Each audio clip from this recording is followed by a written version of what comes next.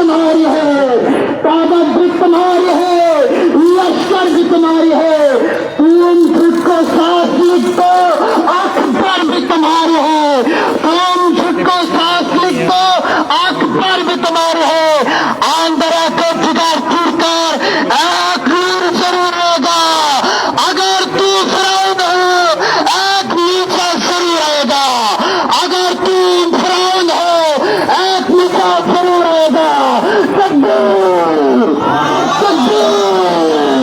तकबीर, तकबीर, लब्बैक लब्बैक, अलैहि लब्बैक, लब्बैक लब्बैक, लब्बैक लब्बैक। देखिए फलस्तीन, देखिए फलस्तीन।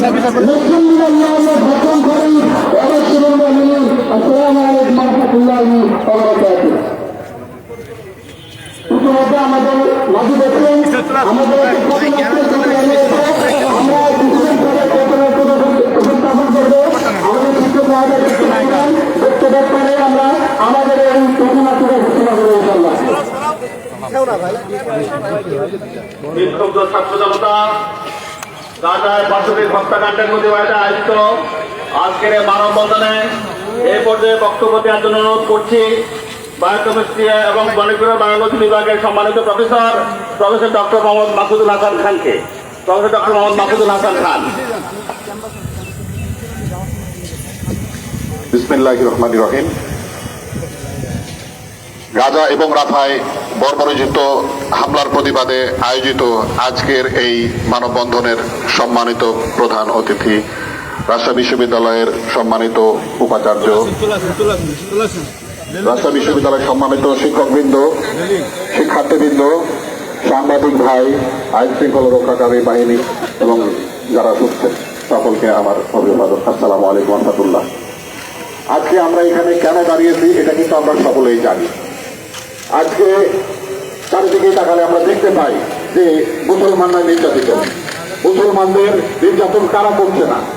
আপনারা একটু ভালো করে খেয়াল করে দেখেন। আজকে হিন্দুরা নির্যাতন করে, খ্রিস্টানরা নির্যাতন করে, বৌদ্ধরা নির্যাতন করে, কিন্তু কেন? আসলে মুসলমান শব্দের অর্থটাই আমরা বুঝি না। একটা মুসলমান শব্দের অর্থ হচ্ছে আত্মসমর্পণকারী। তার কাছে আত্মসমর্পণ একমাত্র আল্লাহ তাআলার প্রতি আত্মসমর্পণ করবে, যে একমাত্র আল্লাহর কোরআন এবং রাসূলের সুন্নাহ অনুযায়ী চলবে।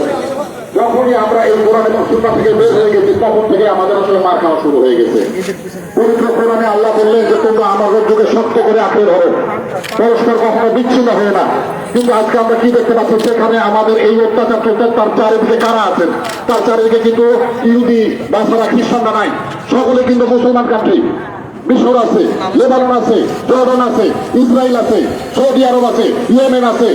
আপনারা দেখেন সকলেই মুসলমান। আসলে এরা কোন মুসলমান? এরা কি আল্লাহ রাসূলের সেই কোরআন এবং সুন্নাহয় বর্ণিত মুসলমান? আমি মনে করি না। এই মুসলমানরা হচ্ছে দুনিয়াদারের মুসলমান। যখন তারা আল্লাহর দাসত্ব থেকে দূরে সরে গিয়ে যখন ইহুদি এবং নাসারাদের দাসত্ব শুরু করেছেন, তখনই কিন্তু এই অত্যাচার নিপীড়ন শুরু হয়ে গেছে। কারণ তারা দেখেছে যে এই প্যালেস্টাইনের উপরে আঘাত করলে